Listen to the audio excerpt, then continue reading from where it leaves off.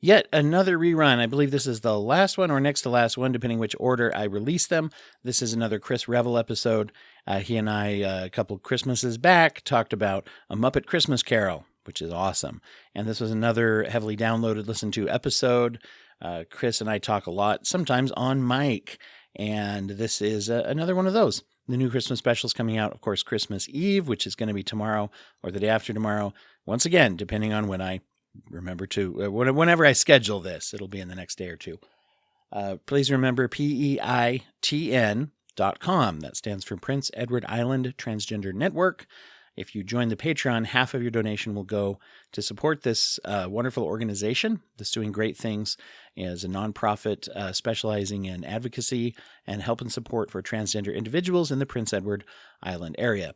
If you want to go there directly and share that website, that's a great thing to do. If you want to donate directly, if you don't go on the Patreon, you should still help them out. They're really great. And enjoy that. And once again, happy Hollandaise. Hollandaise. I think I said Hollandaise. So get some Eggs Benedict and have a happy Hollandaise. The Broken Brain.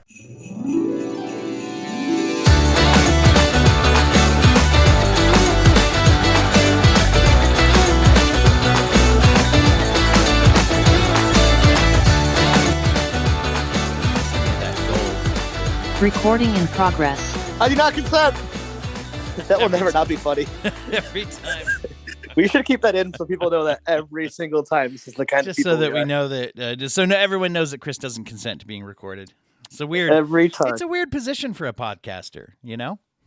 So this is I don't know. I remember we did the snowy day last year. That's right. And but you just did one of those reruns. Was it a holiday one? But we did it was no one, offense, but let's see. I'm to you, but like. No, it was all runs 2016. Together, you know. Yeah, I think I was like, wow. an 016 episode that I ran where we were talking about Christmas specials in general.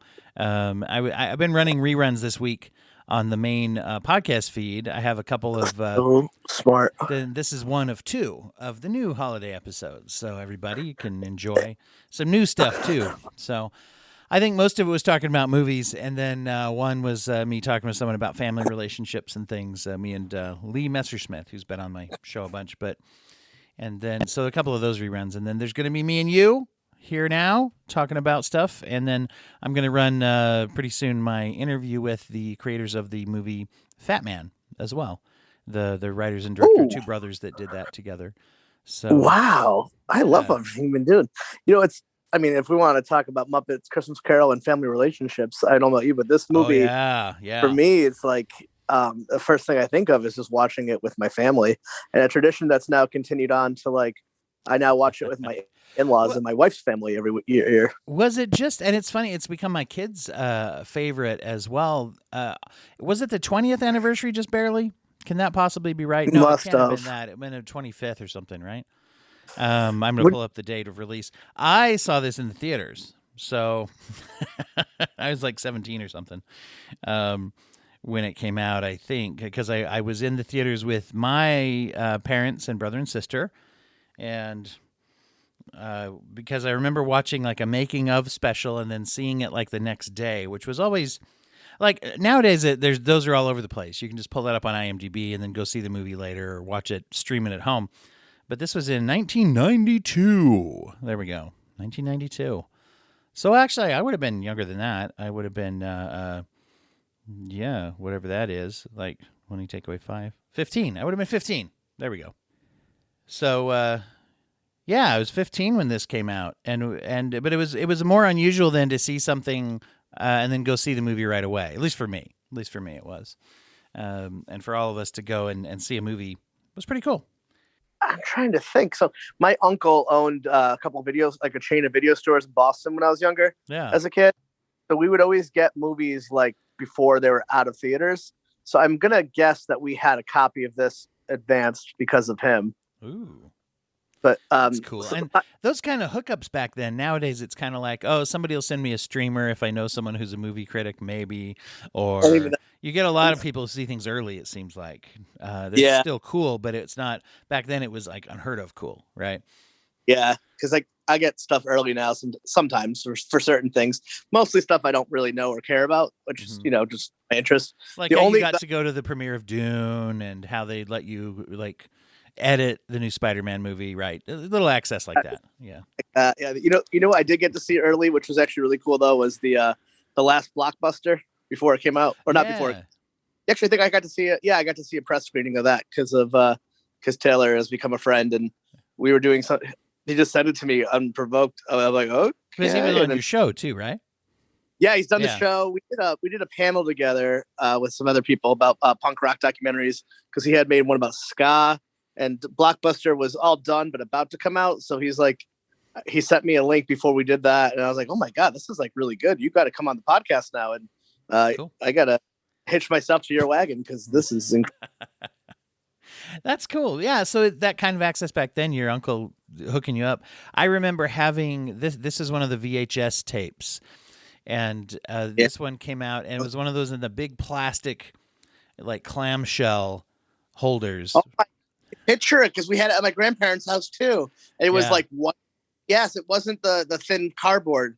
It was like an event because dude, I can like, as you're saying, I haven't thought about that in forever. I can smell the box as I think about it. White plastic has that classic picture on the front of like the poster of the movie, of course. Yeah. Yep. I remember the day, and then the tape was all around, and you had to, like, someone didn't rewind it, and it was like a fight with your family. Did you ever have one of those VHS rewinders, by the way, the separate thing sitting next to the VCR that you could put the tape in to rewind it so that you didn't have to wait to start the next thing? Yeah, but in my family, we were always like years beyond. By the time those were no longer cool, or needed. Like, I'm sure DVD players had come out, and then we got that. Like, we're always a few generations chronologically behind in my household. It's growing.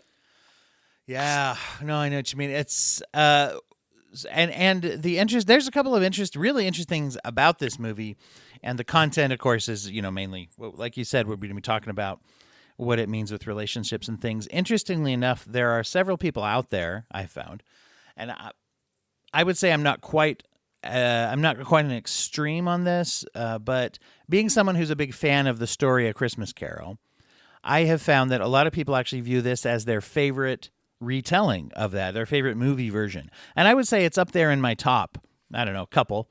It's my... Yeah, your favorite? Yeah, but I also don't like that story outside of this movie, so I don't count. Interesting. Yeah. Well, sure, it's a fine story. It's just it's not one that I don't turn to outside of the Muppet Christmas Carol. Yeah. Have you ever read it? In school. Okay. Yeah. Yeah. So I'm a fan of the book as well, the short book, I guess you could say. And actually, one of the things that I find about this, and people say it teasingly sometimes, that Michael Caine's performance as Scrooge is 100% swinging for the fences serious. He is not acting different. He's not trying to be silly Scrooge. He's trying to be Scrooge. He is being Scrooge, like straight up, right? Yeah. And I think that's one of the great strengths of this movie, is that it's not it's a silly movie, or it has silly elements in some ways. It's just trying to be A Christmas Carol, and then you have the Muppet silliness. But Caine is not trying to be silly. Yeah, I'd even go farther to say even the Muppets aren't even silly in this. Like, every performer outside of Rizzo and Gonzo, who are kind of like our avatars of like how ridiculous this, like Kermit, and like every performer is playing this movie so straight and so serious. It's like you do forget they're Muppets. Like, you really forget that they're like that. Like, it's like you forget at one point that you're watching Michael Caine and puppets. Like, every one, but the only time you get that little break from like the Christmas Story is Rizzo and Gonzo, which to me, like, I guess as a kid too, that was my way into this, because like they added some humor to a dark story. The performers also, you've heard this from anybody who's worked with Muppets when they make these movies. Is that the performers lose track of the fact, like, even in between takes, they'll find themselves talking to the Muppet, not to the guy who's like sitting right there that they can clearly see next, who's operating and voicing or whatever. But they're talking to Kermit, not to the puppeteer or Muppeteer or whatever. Yeah, a puppet. Yeah, my dream is to do an interview with a Muppet. I don't know if you know how much of a Muppet fan. I'm a huge fan of the Muppets. I listen to Matt Vogel, who is now doing Kermit's podcast, Below the Frame. I go to toughpigs.com. I like Muppet history. I've been a fan of the Muppets since I was a kid. Probably Muppet Babies would have been my introduction, but I do recall this movie from a very young age. So this is a good time to drop this. If you go out on YouTube, I don't know if anybody's ever done this, but the Muppet Holiday Special was a TV special that was made a long time ago. It's fantastic, but because of distribution rights of some of the music and stuff, it's never really been packaged. But it is on YouTube, and they've let it be on YouTube. And you can find it. It's actually the first appearance of the Muppet Babies, because they're sitting around. The premise of it is that they're going to Fozzie's mom's house. It's a farmhouse out in the middle of nowhere, and they're going to surprise her so she won't have to be alone for the holidays. But she's all packed up and ready to go on vacation. She's all excited to go to the Bahamas, and then all of a sudden everyone arrives. And so she's sort of like Airbnb'd her house, although they didn't call it that back then. She's rented out her house for the holiday to an old man and a dog who turn out to be Doc and Sprocket from the Fraggles, right? Wow, like Marvel. Well, no, this is like the Muppet Cinematic Universe, if you will, which would still be the MCU, because they have the Sesame Street characters join them, and there's a part where Kermit and Robin actually find a Fraggle hole and go inside, and they meet the Fraggles and sing a little bit with them.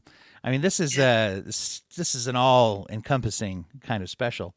It's not on Disney Plus? It's not. No, it's not anywhere. I had been thinking about it, and I Googled it. In fact, I should post this. I'll put this up on the Twitter or something, but there's an article about it of why it's one of the most heartwarming specials. The whole last few minutes is the Muppets basically just sitting around singing Christmas carols at a Christmas party. That's and they have a medley of Christmas carols that they all sing together. It's just basically heartwarming just to be heartwarming. I love that. Yeah, I used to love the Sesame Street Christmas episode, the Feliz Navidad, where Big Bird gets trapped outside. Like I actually found the vinyl record of that a few years ago at Symposium Books in Providence, and immediately had to buy it. And it brought me to tears listening to it. It was so beautiful.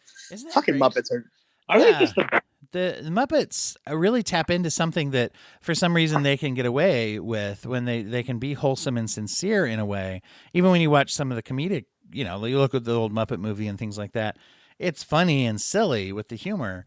And at the same time, there's like a sincerity. And I think that's probably what it is because even when they are trying to be funny or silly, it's a sincere, lots of kind of just like, they're not going for anything that is super. I'll give you my super sophisticated in a way. My best go-to example of Muppet humor would be in the Muppet movie when they have that recurring gag where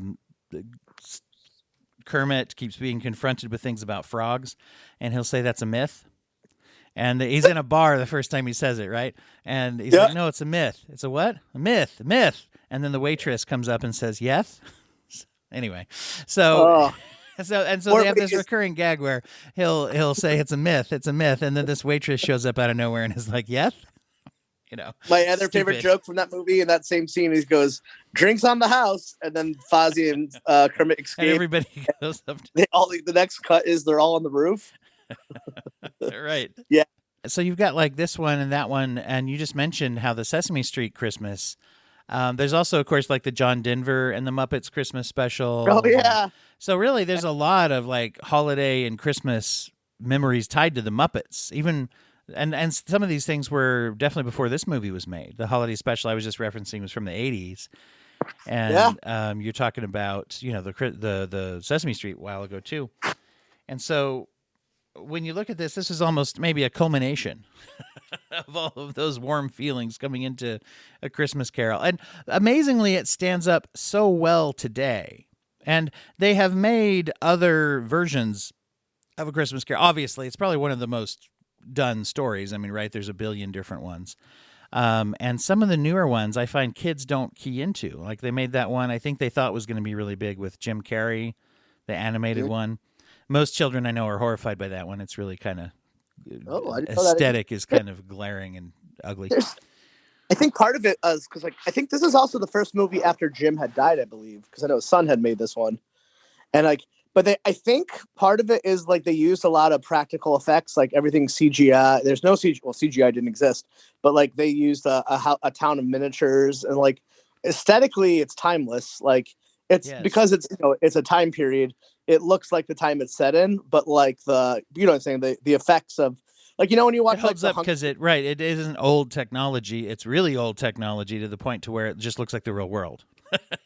That's the right way to put it. Yeah. Yeah. Where there are certain eras of film where like early CGI just doesn't hold up, or like it just looks so bad. But this, it really, I mean, whoever did the set design and production, the design for the set, like it is. I mean, it looks like when I turn that movie on, I immediately feel like I'm in Victorian England.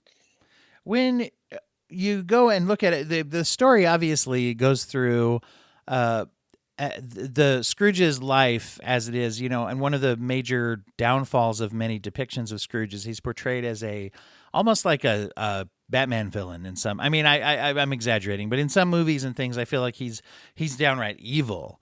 And really, the core of the original story is he's sad, right? I mean, he's sad and mean, basically. That's his thing. And I feel like that's captured pretty well here. He may be merciless, he may be unforgiving, he may be inflexible and all those things, but it's really a story of somebody with a lot of trauma and a lot of loneliness, right? Who's lashing out at the world around him. And I feel like they showcase that pretty well. Yeah, I couldn't agree more. And exactly right. When you're sad, you don't make good decisions. You don't treat people well around you. Like that whole, like you treat people, at his core, he's just given up and nothing matters. And then what they show so well is he's actually angry and annoyed by people being happy around him. That's that whole like misery loves company thing. Yeah. That's the line. It's a line from the novel as well from the movie, of course, when he's telling his nephew, "What right do you have to be happy? You're poor enough. You shouldn't be happy." Yeah. And it's a timeless movie, timeless story. It's a timeless story done well. It's great because as you watch it as a viewer, even as a kid, you're all aware that is Kermit the Frog acting. Like, Kermit is like, they treat him as if he's a human actor. Like, I'm like, it's like, oh my God, look, Kermit is acting.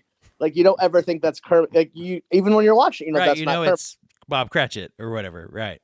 That's Kermit the Frog pretending to be, it's weird, right?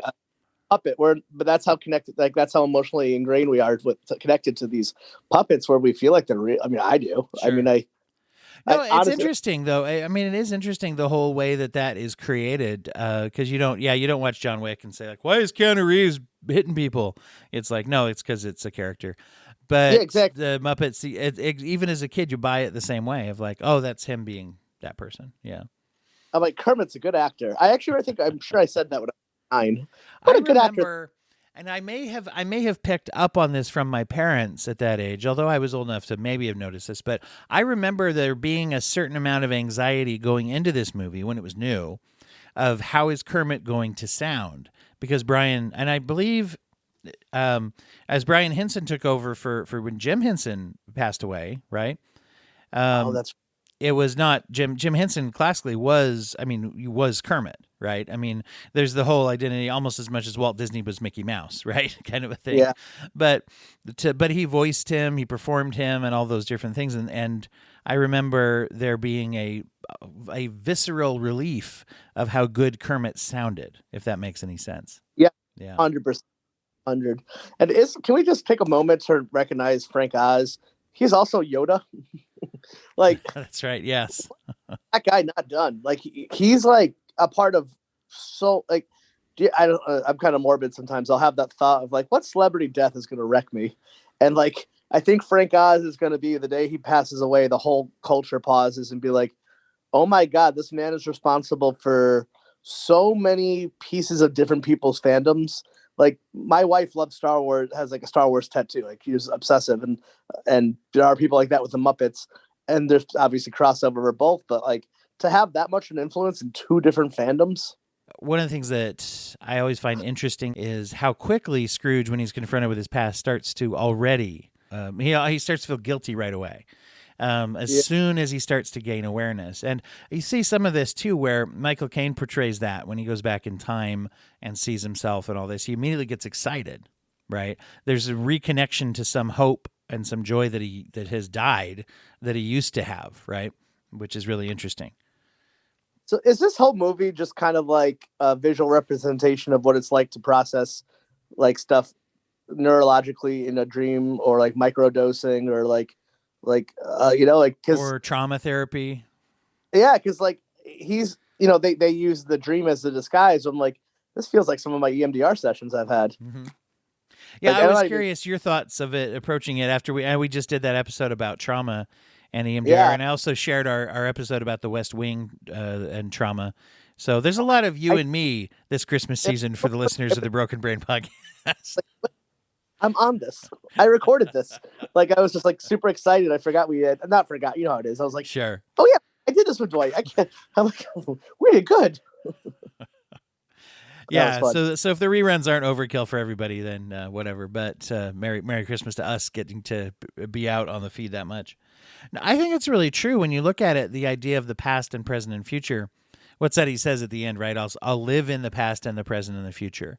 And I remember being a kid and hearing that on all the movies and in the story, that line. It was always just kind of whatever. Didn't really, I don't know that I really fathomed anything about it. But I think being more old and mature, you look back and say, living in the past, the present, and the future, that's a pretty significant point of view, really, to carry around with you.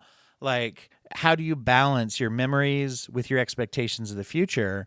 And how do you appreciate, like, that's mindfulness, right? Appreciation of the present. And how do you balance all that out, I think, is very difficult. Yeah. And like someone like me, I have what they call like childhood amnesia. Like, I don't remember much of childhood. Like, I have to have someone really help me spark the memory, get them back, which is not uncommon with trauma or ADHD people. So hello, got the double me there. So I really connected with him, like seeing himself in his past, and like I'm gonna assume that Scrooge was one like me who doesn't like to revisit their past for whatever reason. Just Scrooge, just down and depressed, and who gives a shit. There's an element of the past that's actually missing from the movie when you look at it. And by the way, this is as good as any. I found this out and I want to share it just from the movie making standpoint. You know how this is my favorite representation of the Ghost of Christmas Past.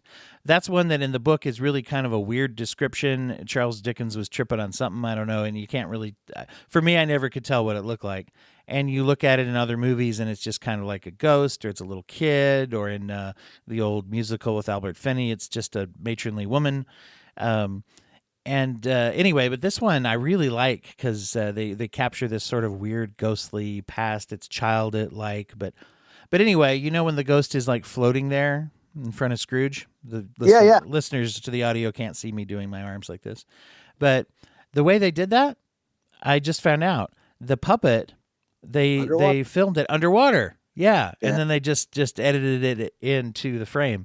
I thought that was fantastic to learn that. That ghost scared the shit out of me as a kid. Still does. Comfortable. But there is a part that's missing there. They used to have a song. Isabel sings to him, right, about breaking up, basically. And she sings this great song called The Love Is Gone. It was really, really sad. I remember that we had it on our VHS copy of this movie. We had that song because I remember every year when we'd watch it, I'd be like, it's the sad part coming up, And then that song comes back around, and there's a reprise at the end that is still included, where they sing "The Love We Found" at the very, very end of the movie. It's the very last thing that we hear is them singing "The Love We Found," which is a reprise of that song, which is "The Love We Lost," essentially. The interesting thing is, you go watch it on Disney Plus or a DVD, it's not going to be on there. Yeah, why? I know I've heard that too. And I don't think I have an original copy kicking around, so I watched Disney Plus.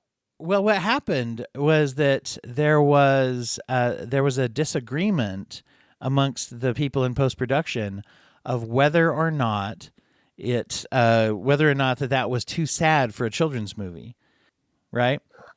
And there was a big fight. Brian Henson wanted it to be in, and there's some of the executive level who kind of like blocked it. And so what happened was it went from the movie to VHS. And then when it was on the VHS tapes, when they were remastering or whatever they have to do to bring it onto DVD, there was this fight where they stopped releasing it on some of the VHS cuts, and essentially what happened was they didn't have the cleaned up enough version of it. So that anyway, it went through DVD, and and they had all the originals, and I guess you need to have some of the original film to do that translation process, and the originals were gone. So by the time it got to the streaming level and like all of the, trying to make it look good nowadays, essentially what I read was if they did put it in with old copies that they do have access to, it would look terrible. It would all of a sudden, the movie quality, sound, and picture would take a dive for that musical number and then noticeably go back up. And so that is fascinating. They just haven't done it, because they don't have the originals. So, wow, yeah. That song does make the movie make a little more sense. It like certainly is, more emotional sucker punch at that point. Yeah. Yeah. And I think, what's funny too is my mother-in-law is a teacher. It's been a teacher for many years. And taste-wise, she is one of those, she only watches BBC, basically. Like she's one of those people. And Muppet Christmas Carol, same thing. That's like one of the few things that her and I love that we sit down together as a family to watch. Like everything else we'll watch together, it's like, not that it's bad. It's just, she's more of an intellectually, she's more of a baker and a reader, and I'm more of a TV person. But it's just so funny how it's like, because I actually, oddly enough, outside of like Sherlock and this, I don't really like the British things. So it's funny how Muppet Christmas Carol is that thing that can... as evidenced by you counting Muppet Christmas Carol as a British thing, just there. Yeah. Michael Caine's in it. I'm sorry, not British. Time period. That's the word. Period piece. I gotcha. Yeah, I don't really like time period. Right. And especially for another day, we can explore why I hate reenactment. Sherlock also modern times, by the way. Still a time period. Still a time period. I don't like anything that takes place within time. That's why you like Loki so much. Watch has been Sherlock. I don't like Call the Midwife, all that stuff. Well, yeah. I don't even watch The British Office. We're gonna have to dig in. Now, I will say, British Office. I like the American version a lot better. However, I do love Call the Midwife. Pretty good. So yeah, there you go. And Doctor Who. So I don't like part ways on that. Oh wow. So yeah, we'll have to have another session to figure out what's wrong with you. Yeah, I don't dislike Doctor Who. I just don't like it. Well, you know what I mean? It's all right. I don't have it. It takes all kinds. Or there's episodes of it I've enjoyed, but I'll never go out of my way to. Well, some of the fandom has annoyed the hell out of me. We can just get away from my weird issues for now. Am I gonna get visited by the ghost of Dwight tonight? Were you afraid when you watched this movie as a kid? Like that the ghost, that little baby ghost is the only one that and the death Muppet at the end really used to really. Not nightmares, but I remember really getting very tense. Even now, I still get a little clenched up when that scene comes on. It hits hard. It hits hard. Well, it's funny when you say that because, of course, I saw it at age 15 for the first time because it's when it came out, right? And so I didn't have the little kid experience with it that nowadays, that my kids have had and that people have now because of being so old. But I will say I was never scared by the Ghost of Christmas Past. I didn't really see that. But Future, I think they actually captured the scariness of the Ghost of Christmas Yet to Come, I should say. That's what it's called. They captured that well in this one. I think probably better than any other version I've ever seen, because of just the way that. I think with the Muppetry, you can make it to where the hands are the only part of their body you can see, and they're not human really. And then there's the big swirling kind of robe and cape and everything, which I had read that they actually did use the same fabric as the bed curtains that he's hugging at the end. There's some like difference of how they present it or whatever, but so with that whole control, you have that big hulking you could always feel like you should just barely be able to see in there, and you just can't. Yeah. And I think, it's interesting because as growing up, there's other things about it that become scary, right? Which is the thing that scares Scrooge, right? The thing that scares Scrooge, of course. And when I was a little kid, one of the differences for me is I thought that Scrooge was scared of dying and that if he was nicer, he wouldn't die, or at least not die so soon. Now I realize, looking back on that, he's an old man. He knows he's going to die. The scary thing wasn't death. The scary thing was the reactions to his death.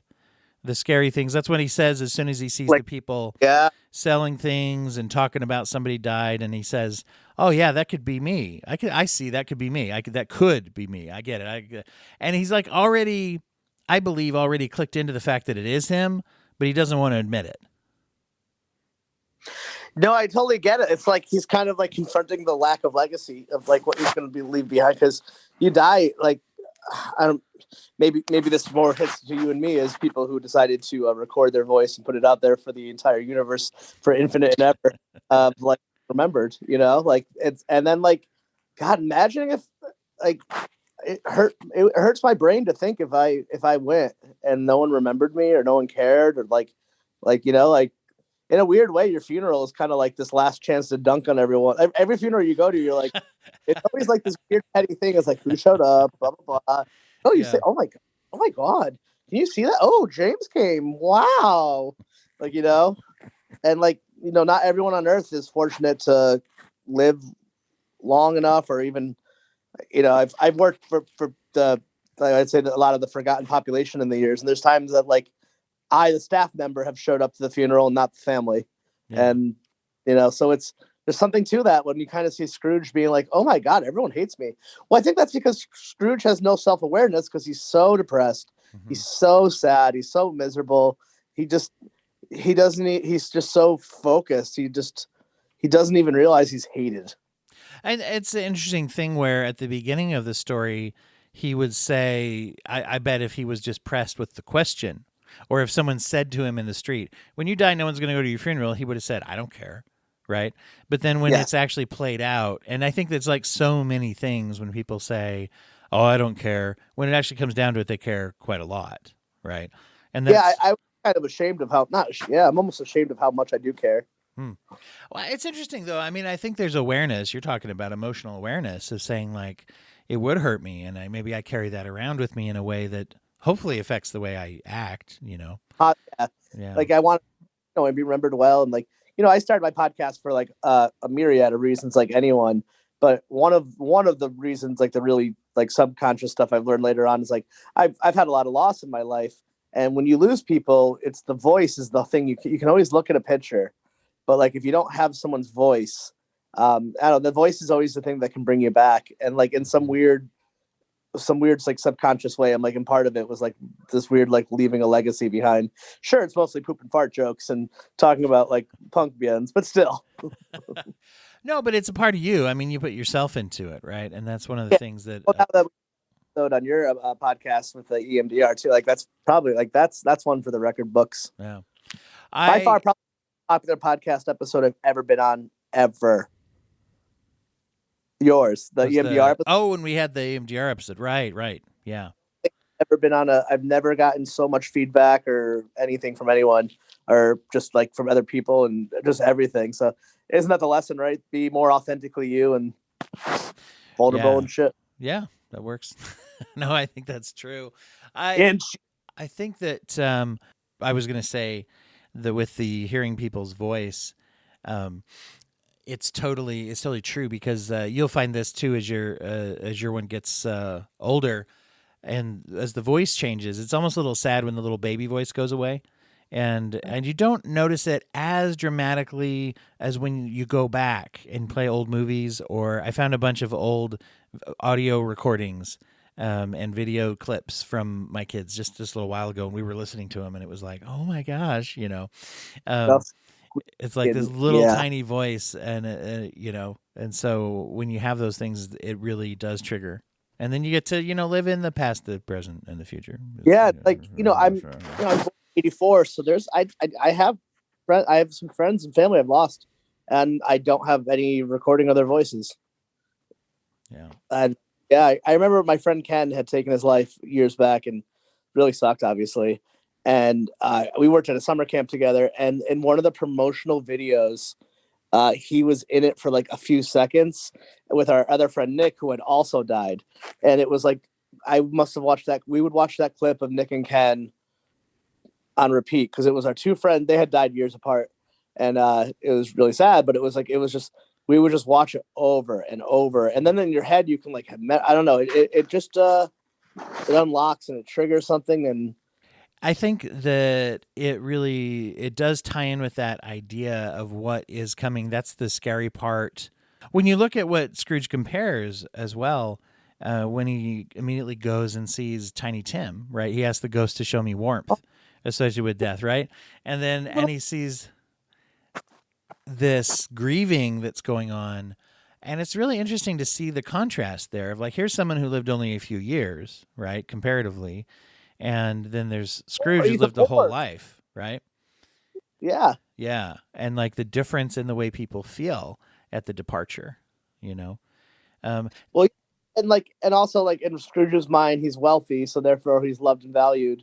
And he was he was a commoner who cares about this? Like whatever. He didn't Tiny Tim didn't have any money. He didn't build wealth. He didn't build a legacy or a building or anything like that. He was just a kid who could. But then the fact that like it nearly not destroys, but like emotionally wrecks his family, and just the fact that he's like, I lived an entire life and no one cares.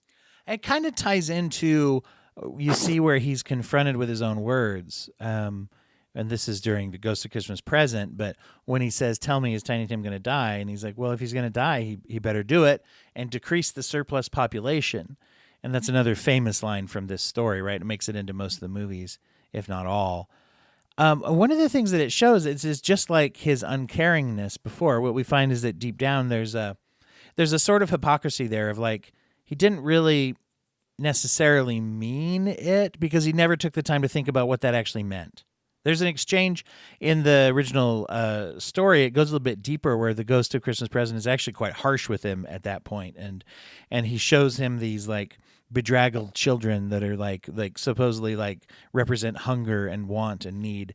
And he says, basically don't be so quick unless you're going to familiarize yourself with who the surplus is. If you're going to talk about the surplus, well, who is the surplus?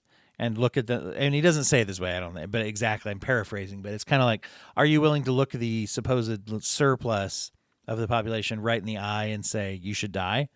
Because really, chances are you're really not, right? And because he really isn't. He sits there and sees Tiny Tim for like this cool Christmas dinner, and he essentially falls in love with this camaraderie and this purity of this kid of just saying like, oh no, what are we going to do? We gotta save him. And it's like, well, you didn't really, it wasn't any less right to want to save the people that you didn't see their faces when the two guys came asking for a few bucks to buy some dinners for people. Those are all Tiny Tims out there, but he just didn't ever take the time to get to know who they were. Right. So one thing I like about this movie is that it makes it clear that Scrooge isn't he's not a sociopath. He's just disgusted, and there is redemption. Yes. And I think there's a lot of people that I don't like or disagree with and kind of clamor up to the wrong side of politically speaking. But like, I think a lot of those people aren't sociopathic, evil people at their core. I think they're just misguided and disconnected. And as speaking of someone who was definitely disconnected emotionally for most majority of my adult life, until EMDR is all about kind of reconnecting and resetting those circuits. Like I can kind of relate and have this fear that if I never met Victoria and never got help, like minus being rich, I could have turned into a Scrooge. Mm-hmm. I guess that we all have that within us, right? Like we all could have, like we could all shut it all down if we like it or not. And then like I guess that's my fear is like I don't ever want to turn into the Scrooge, but you don't realize you're Scrooge until. Well, I always say this to my clients is you don't ever realize how bad you felt until you start to feel good. And I think that's just like he has no idea that he's depressed and miserable and sad and lonely and unloved. And he's unloved. He doesn't even know that he's not loved. Right. That's a good way to put it. And a lot of his motivation is fear. There's a line where he is talking to in the past, right? There's a scene, it makes it into everything where he's getting broken up and, Belle comes in and tells him, you really aren't into me anymore. Let's cut this thing off. Let's call it time of death now. And, he pushes back. And one of the phrases that didn't make it into Muppet Christmas Carol, but it's in a lot of them, is when he says, "There's nothing in the world that the world is so hard on as poverty, but there's nothing it condemns more than the pursuit of wealth." And it's really interesting because here's the supposed, we don't want to say villain of the story, but here's a antagonist protagonist who's saying a thing that sounds very cynical and jaded, but it's also very true, right? And it ties into, I think, a sense of fear. Like, but I know I have to be safe. I have to somehow have security. We have to at all cost.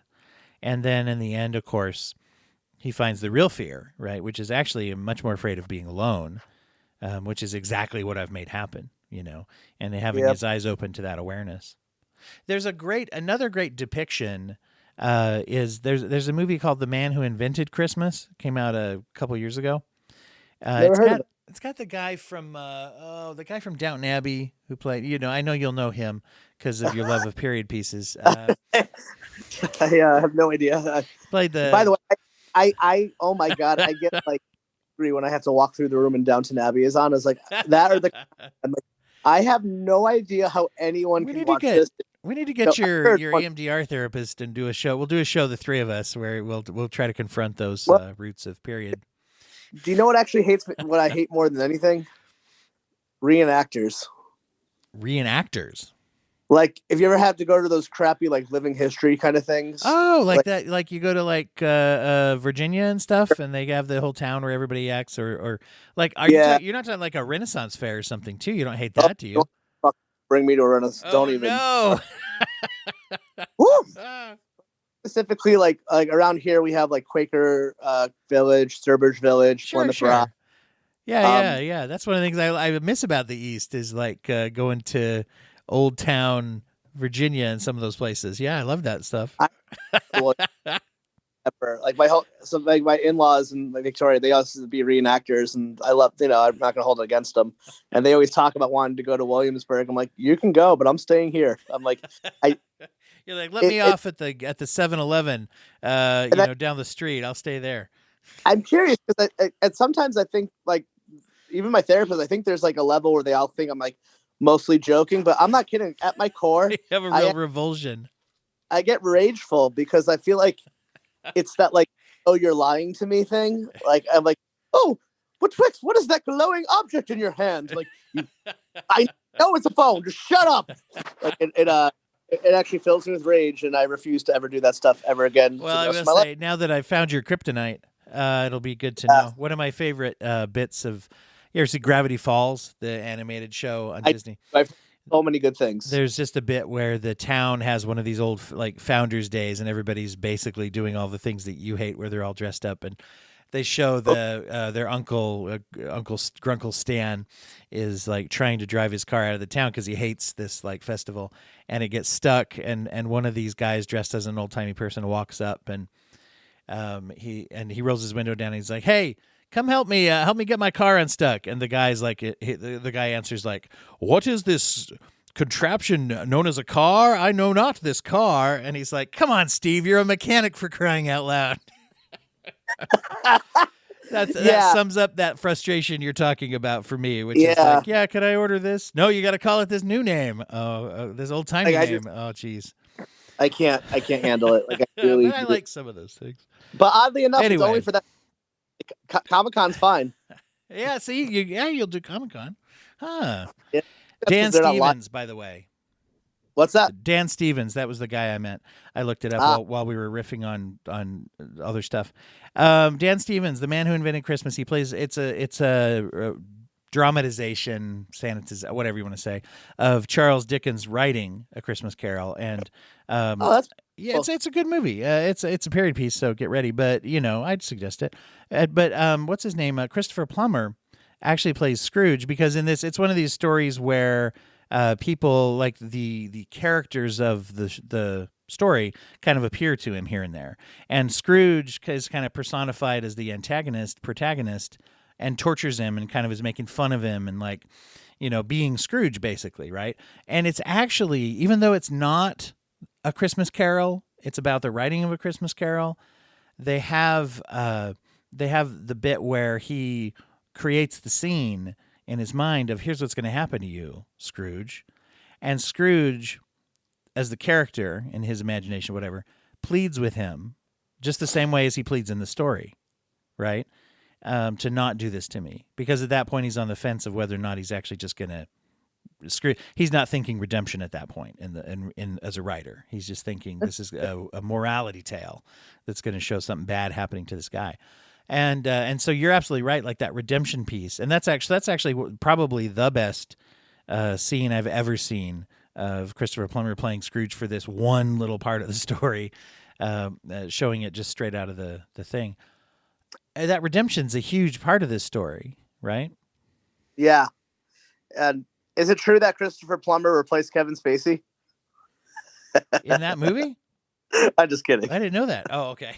No, there was a period where Kevin Spacey had to get taken out of a bunch of or just as a human. No. Christopher Plummer became like the go-to guy to go fill in for every rapist. I didn't know that. Oh, wow. I didn't know that. Money in the World, I think they filmed it with Kevin Spacey, and then they replaced it with Christopher Plummer. Oh, I didn't know that.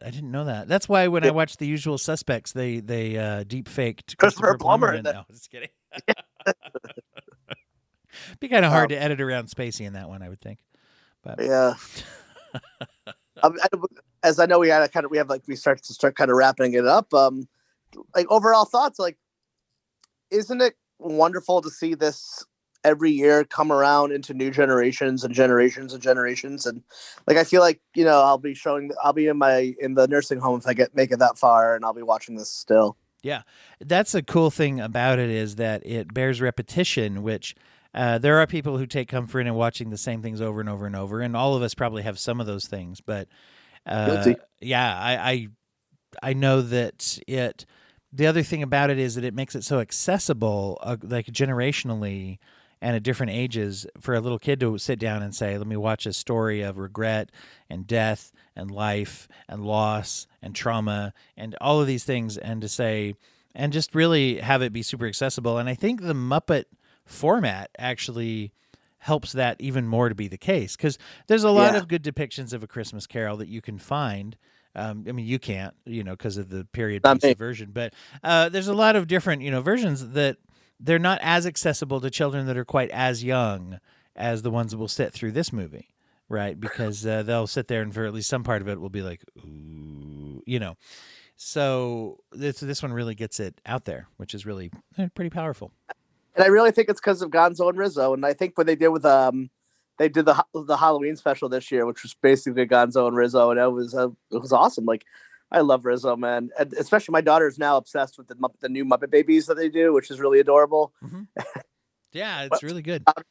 Her favorite character is Gonzo, and I've never been so proud.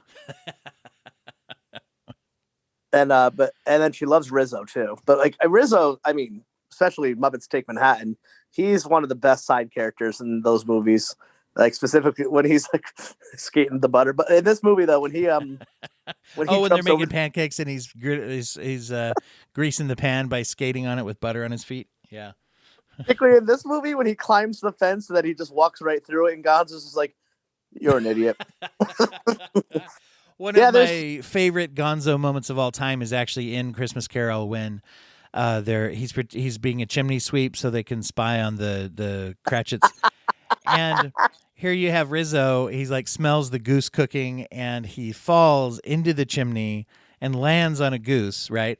Because he's smelling goose, and he falls into a chimney. And Gonzo's first reaction is, "I knew you weren't suited for literature." And like I don't know why, but that's the perfect Gonzo line.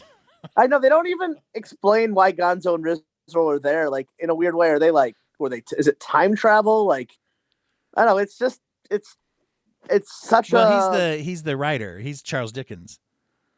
Gonzo? Yeah. He's playing Charles Dickens. Yeah. Well, everyone's gonna discredit everything I've said through this entire episode now.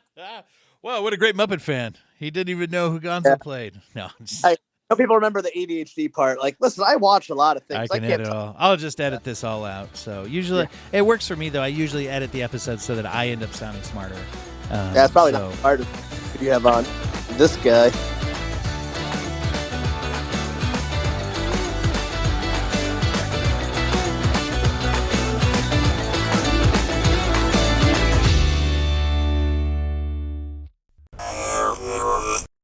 Thank you for listening to the Courtemp Arts Podcast Network. To listen to more Courtemp Arts shows, visit courtemparts.com.